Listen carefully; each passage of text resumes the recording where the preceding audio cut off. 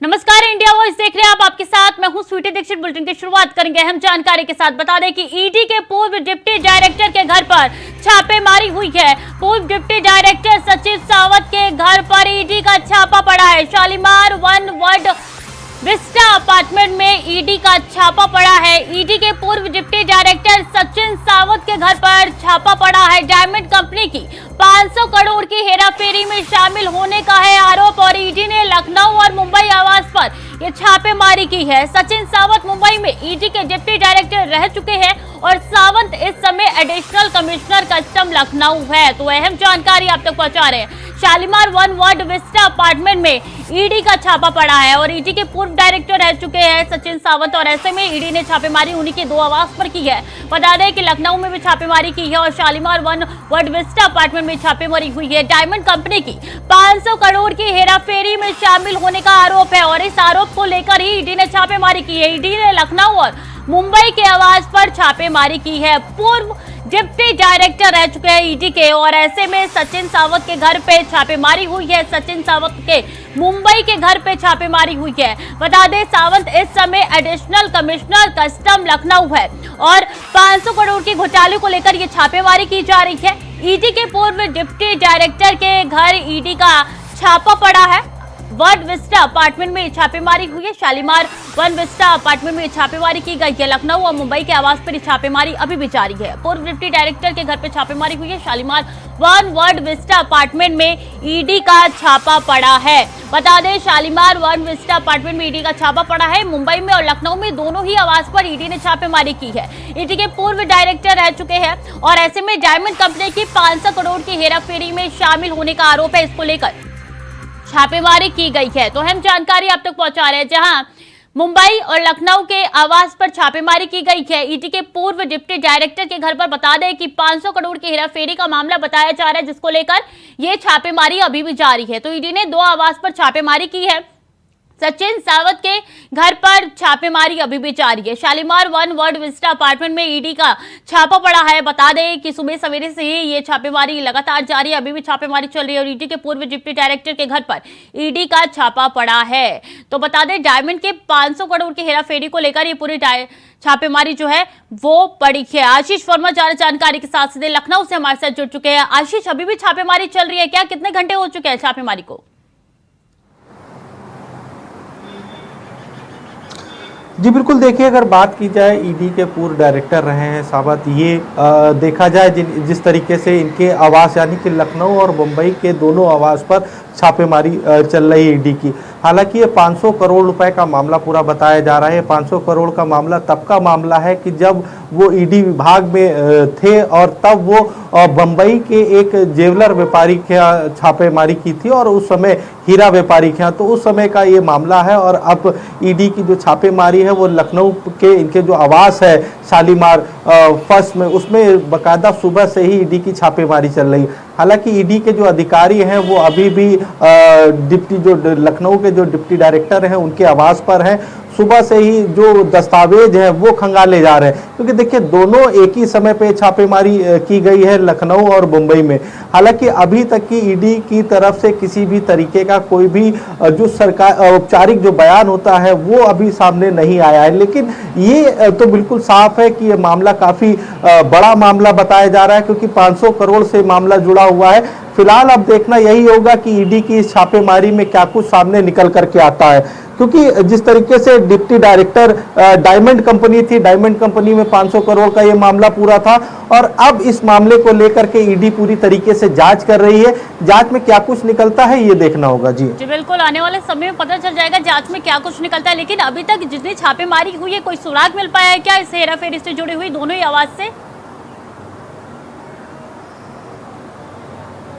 देखिए दोनों ही आवास पे लगातार सुबह से ही छापेमारी चल रही है। और बात की जाए जिस तरीके से ईडी के अधिकारी हैं वो लगातार जो ये सचिन सावत है इनका लखनऊ का जो आवास है उस आवास पर है। हालांकि आवास के अंदर ना ही किसी को जाने दिया जा रहा है ना ही किसी को आने दिया जा रहा है। जो दस्तावेज हैं आवास के अंदर के जो दस्तावेज हैं वो पूरी तरीके से खंगाले जा रहे हैं। मोबाइल के कॉल रिकॉर्ड, यानी कि जो मोबाइल है साबक का, उसके मोबाइल के कॉल रिकॉर्ड खंगाले जा रहे हैं। एक कंप्यूटर भी उनके आवास पर मिला है, उस आवास के कंप्यूटर की भी पूरी डिटेल खंगाली जा रही है। क्योंकि देखिए, जो डायमंड व्यापारी थे, उन व्यापारी से 500 करोड़ का पूरी तरीके से मामला है। बंबई के डायमंड व्यापारी हैं और बंबई में भी इनका एक आवास है। हालांकि अभी तक की ईडी के अधिकारियों ने कोई भी बयान नहीं दिया है। अब देखना यही होगा कि ईडी की तरफ से क्या कुछ निकल के सामने आता है, आगे इन पर किस तरीके की कार्रवाई होती है। क्योंकि डिप्टी डायरेक्टर है अब इस समय मौजूदा में, तो जाहिर सी बात है, डिप्टी डायरेक्टर के घर जब ईडी की छापेमारी चल रही है तो ये एक अपने में बड़ी कार्रवाई कही जा सकती है। जी बिल्कुल, ईडी के पूर्व डिप्टी डायरेक्टर रह चुके हैं सचिन सावंत, और ऐसे में उनके दोनों आवास पर छापेमारी चल रही है। मुंबई की बात कर ली जाए या लखनऊ की बात कर ली जाए, ये मामला कितना पुराना है आशीष, हम आपसे जानना चाहेंगे। और आखिरकार ये छापेमारी उस मामले से जुड़े हुए कितने दिनों बाद हुई है? देखिए, ये मामला काफी पुराना मामला है और इस मामले में अगर देखा जाए तो ये करीब 2010 और 2012 का बताया जा रहा है कि जब ये बंबई में इनकी पोस्टिंग थी और बंबई में ही जो डायमंड व्यापारी थे उनके घर पे इनकी छापेमारी की थी इन्होंने। उस समय करीब 500 करोड़ का ये पूरा मामला बताया जा रहा है कि 500 करोड़ का पूरा ये मामला था, जिस मामले के जो तार है वो अब कहीं ना कहीं ईडी उसको सुलझाती दिखाई दे रही है।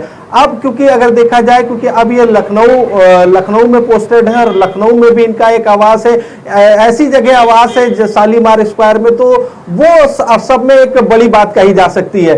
हालांकि सुबह से ही ईडी की छापेमारी चल रही है, क्योंकि मामला जिस तरीके से बताया जा रहा है कि 500 करोड़ से पूरा ये मामला जुड़ा हुआ है। अब ईडी की तरफ से क्या कुछ सामने निकलता है, क्या कुछ ईडी के अधिकारी बताते हैं और क्या क्या उनके घर से कौन कौन से दस्तावेज मिलते हैं लखनऊ वाले आवास से, ये देखना हो। जी बिल्कुल, ये देखना होगा और छापेमारी कब तक चलेगी ये भी देखने वाली बात होगी, क्योंकि सुबह से अब तक छापेमारी लगातार जारी है दोनों आवास पर। बहुत बहुत शुक्रिया आशीष आपका तमाम जानकारियों के लिए।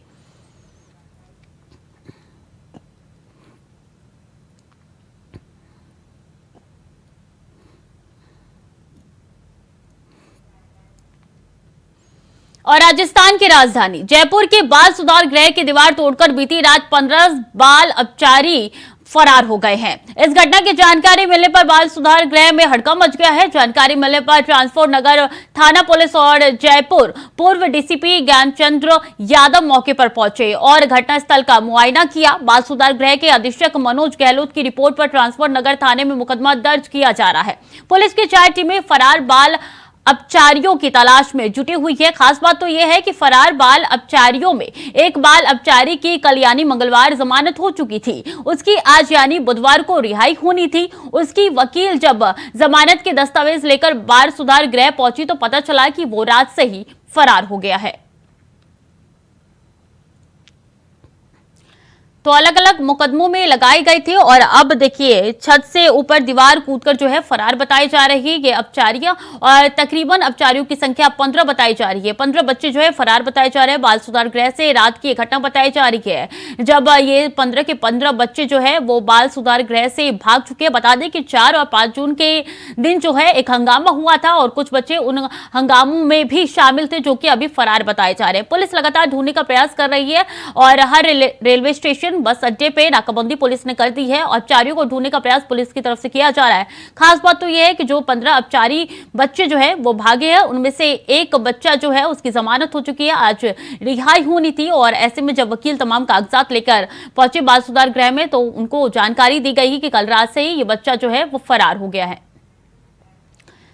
इसी खबर पर ज्यादा जानकारी के साथ देवेंद्र नागर हमारे साथ जुड़ चुके हैं। देवेंद्र, बच्चे रात के वक्त दीवार कूदकर भाग गए, चले गए और किसी को कानो कान खबर तक नहीं हुई। बिल्कुल, ये बड़ी खबर राजधानी जयपुर से है। आदर्श नगर स्थित बाल सुधार गृह से 15 जो बच्चे थे अलग अलग थानों से भेजे गए थे बाल सुधार गृह में, वो देर रात 3 बजे फरार हो गए। रात का समय था। प्रशासन से जिस प्रकार की बात हुई, बच्चों ने बगल में जो टॉयलेट बने हुए थे उनका रोशनदान तोड़कर बगल में बनी हुई बिल्डिंग के पेड़ पर चढ़कर ये फरार हुए हैं। वहीं आपको बताएं कि सूचना के बाद से ही प्रशासन में हड़कंप मच गया और ट्रांसपोर्ट नगर थाना अधिकारी मौके पर पहुंचे। तमाम जो परिवार है वो दिया गया। अभी सभी 15 बच्चों की तलाश जारी है। अलग अलग थानों से ये बच्चे यहाँ भेजे गए थे तो उनके घरों पर दबिश दी जा रही है। हालांकि 12-13 घंटे गुजर चुके हैं, उसके बावजूद अभी तक एक भी बच्चा डिटेन पुलिस नहीं कर पाई है। जी, तकरीबन 12 से 13 घंटों का समय बीत चुका है और ऐसे में देखिए किसी की भी जानकारी मिल पाई है क्या? कोई ऐसे में बड़ी लापरवाही निकल के सामने आ रही है पुलिस विभाग की। जी बिल्कुल, बाल सुधार गृह पे जो अधीक्षक लगाए गए थे उनका कहना है कि 2 महीने पहले भी प्रशासन को सूचना दे दी गई थी, उच्च अधिकारियों को सूचना दे दी गई थी कि ये बाल सुधार गृह की पहली घटना नहीं है। इसी महीने 2 बच्चे पहले भी इसी बाल सुधार गृह से फरार हो चुके हैं। ऐसे में सवालिया निशान है, प्रशासनिक लापरवाही है कि किस तरह जिन बच्चों को सुधार के लिए अलग अलग थानों से, क्योंकि अलग अलग जो मामले थे उनमें दोषी पाए गए थे और इन्हें सुधारने के लिए बाल सुधार गृह भेजा गया था।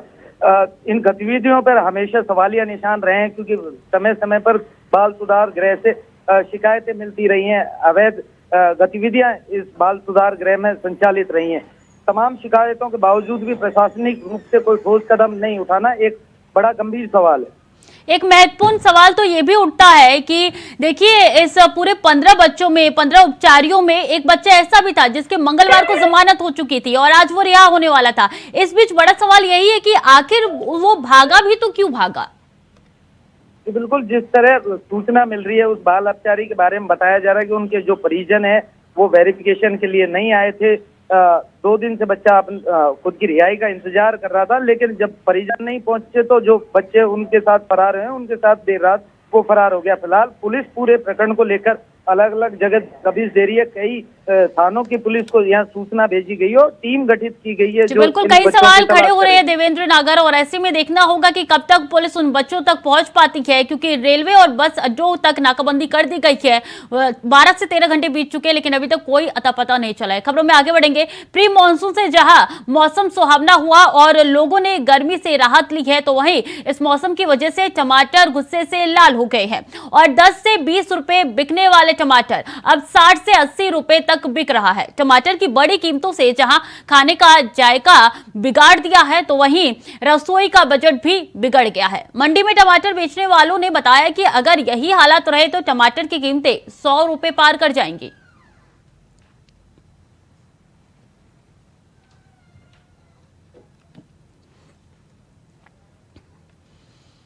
यमुनानगर के बिलासपुर के नजदीक मालिकपुर बांगर में ऑल्टो सवार 4 युवकों ने एक स्विफ्ट कार पर फिल्मी स्टाइल में अंधाधुंध फायरिंग की, जिसमें सड़क पर जा रहे एक प्रवासी मजदूर को गोली लग गई। बता दें कि यह मामला कल देर शाम का है, जब ऋषु अपने साथियों के साथ अपने भाई को लेने पृथ्वीपुर गांव जा रहा था। वहां से वो बिलासपुर के लिए निकले तो उन्होंने देखा कि मलिकपुर के पास उनके पीछे एक ऑल्टो गाड़ी खड़ी है, जिसमें एक नीतीश और उसके 3 साथियों ने उनके ऊपर अंधाधुंध फायरिंग शुरू कर दी, जिसमें स्विफ्ट गाड़ी के बम्पर और डैशबोर्ड पर गोलियां लगी। इसी फायरिंग के बीच नेपाल से आया एक खेतों में काम करने वाला मजदूर गांधी राउत को गोली भी लगी है। वहीं गोली लगने से घायल प्रवासी मजदूर को आनंद फानन में सिविल अस्पताल में भर्ती कराया गया। मजदूर को इलाज के लिए चंडीगढ़ पीजीआई रेफर किया गया है। मजदूर की हालत गंभीर बताई जा रही है।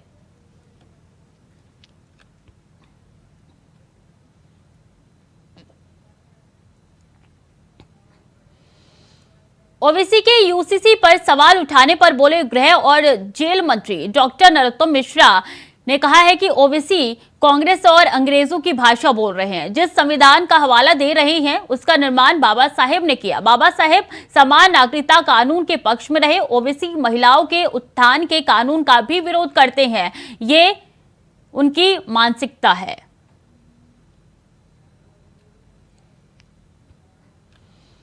और किशनगढ़ के मुख्य बाजार में एक ही दिन में अलग अलग जगहों से 2 बाइक चोरी हो गई है, जिसमें एक सब्जी मंडी क्षेत्र से, वहीं दूसरे अजमेर रोड सर्वेश्वर मंदिर के पास से चोरी हुई है। दोनों घटना प्रतिष्ठानों के बाहर लगे सीसीटीवी कैमरे में कैद हो गई है, जिसमें चोर बाइक ले जाते हुए नजर आ रहा है। दोनों पीड़ित ने बाइक चोरी की मदनगंज थाना पुलिस को शिकायत दर्ज कराई है।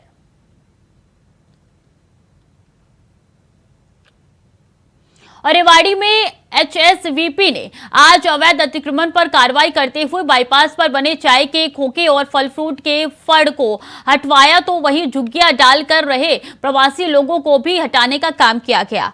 या ये कहे कि गरीबों के आशियाने पर एचएसवीपी ने पीला पंजा चलाया तो ये भी गलत नहीं होगा, क्योंकि आज अचानक एचएसवीपी जेसीबी के साथ भारी पुलिस बल लेकर शहर के बाईपास पर पहुंचे, जहां पर जुग्गियों को पीले पंजे से जमींदोज कर दिया गया। रोते भी लगते ये वही लोग हैं जिनको चंद मिनटों में घर से बेघर होना पड़ा।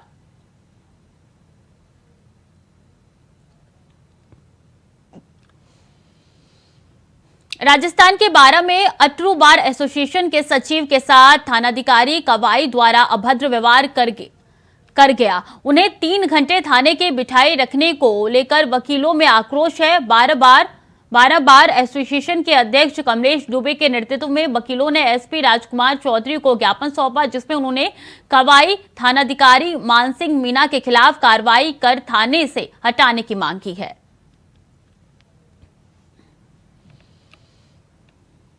और बीजेपी प्रदेश अध्यक्ष सीपी जोशी ने कहा है कि पार्टी के कार्यकर्ताओं को जहां जिम्मेदारी मिलती है वहां वो मजबूती से काम करते हैं। विदेश यात्रा से लौटने के बाद कल प्रधानमंत्री ने भोपाल से लाखों की संख्या में कार्यकर्ताओं के साथ संवाद किया। प्रधानमंत्री के संवाद के बाद कार्यकर्ताओं में जोश है। एक कार्यकर्ता पार्टी के कार्यक्रमों को नीचे तक पहुंचाने का काम करते हैं। जहां पर इन कार्यकर्ताओं को जिम्मेदारी दी जाएगी वहां पर पार्टी का प्रचार प्रसार करेंगे।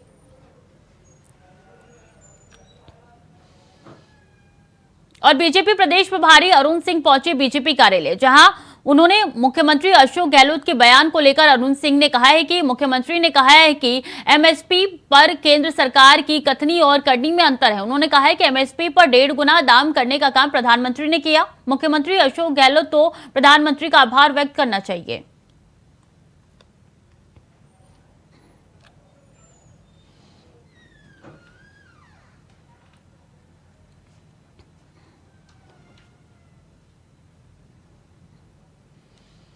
और विस्तारक के साथ आज बीजेपी के पार्टी के पदाधिकारी करेंगे मंथन। 10 राज्यों के विस्तारक आए हैं जयपुर। नेता प्रतिपक्ष राजेंद्र राठौर ने कहा है कि विस्तारक वो होता है जो बीजेपी पार्टी की रीति नीति को जनता के बीच लेकर जाता है। प्रधानमंत्री नरेंद्र मोदी ने सीधा संवाद विस्तारकों के साथ किया। ये विस्तारक की अलग अलग जगहों पर जाकर केंद्र सरकार के 9 वर्ष की उपलब्धियों को जनता के बीच बताएंगे। विस्तारक पार्टी के बीच अहम कड़ी होती है।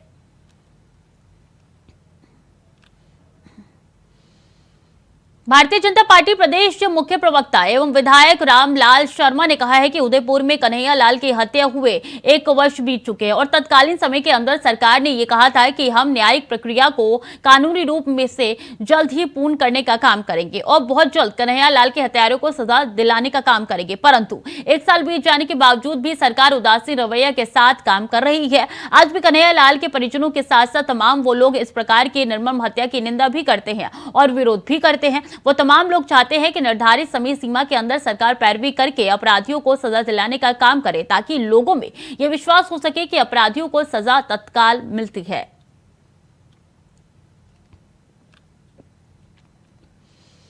और पंजाब में आम आदमी पार्टी की सरकार बने 15 महीने के करीब समय हो चुका है और अब राज्य सरकार पंजाब को विकास के पथ पर लेकर जा रही है, जिसके चलते जहां पिछले कल सुजानपुर के कैबिनेट मंत्री लालचंद कटारू चक और लिंक रोड का कार्य शुरू करवाया, वहीं आज कैबिनेट मंत्री लालचंद कटारू चक द्वारा आज विधानसभा हल्का भुआ के सरना इलाके में सर्किट हाउस का निर्माण कार्य शुरू करवाया गया, जिस पर 8 करोड़ की करीब लागत आएगी और 6 महीने के ये सर्किट हाउस बनकर तैयार हो जाएगा।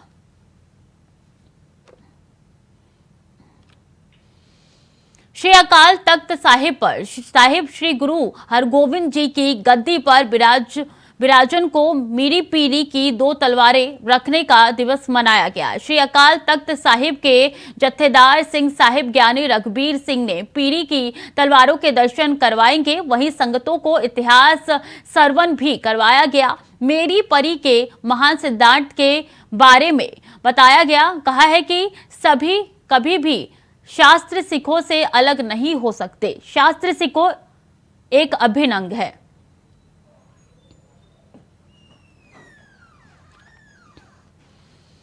यमुनानगर खंड रादौर के गांव खजूरी के सहकारी बैंक के मैनेजर प्रमोद कुमार वो उसके बेटे पर पैक्स केंद्र पर आए यूरिया खाद की कालाबाजारी करने के आरोप लगाए गए हैं और कृषि उपनिदेशक को शिकायत दी गई है। पूरे मामले के बारे में कृषि उपनिदेशक से बात करने पर बताया गया है कि किसानों द्वारा शिकायत दी गई है कि गाड़ी में यूरिया खाद आया था, जिसको मैनेजर ने थोड़ा सोसाइटी में उतरवा दिया, बाकी अपने निजी जगह पर रखवा दिया। इसकी जांच के लिए अधिकारी की ड्यूटी लगा दी गई है और पैक्स केंद्र पर नोटिस लगा दिया गया है। मैनेजर से जब बात करनी चाहिए तो उसका मोबाइल फोन स्विच ऑफ था। अंबाला और पूरे प्रदेश में लगातार रुक रुक हो रही बारिश से एक तरफ जहां लोगों को गर्मी से राहत मिल रही है, तो दूसरी ओर बारिश से किसानों की फसलों को फायदा और नुकसान दोनों हो रहा है। जहां बारिश पड़ने से किसानों की धान की फसलों को रोपाई में फायदा मिल रहा है, तो वहीं दूसरी तरफ सूरजमुखी, मक्की की फसल व सब्जियों को काफी नुकसान हो रहा है। किसानों की सूरजमुखी की फसल घर में पड़ी सड़ने लगी है। किसानों पर एक बार फिर मौसम की मार पड़ रही है और किसान काफी दुखी नजर आ रहे हैं। किसानों का कहना है कि बारिश से फायदा कम, नुकसान ज्यादा हो रहा है। सूरजमुखी की फसल मंडियों में भी भीगकर खराब होने की कगार पर है और घर पर भी खराब हो रही है। हालत यह है कि किसान अपनी सूरजमुखी की फसल को पूरे घर में पंखों के साथ सुखाने पर मजबूर है। वहीं सरकार द्वारा पोर्टल भी बंद किए जाने से किसान काफी नाराज दिखाई दे रहे हैं। किसान 29 तारीख को यमुनानगर में होने वाली रक्षा मंत्री राजनाथ सिंह की रैली का विरोध करने के लिए चेतावनी दे चुके हैं।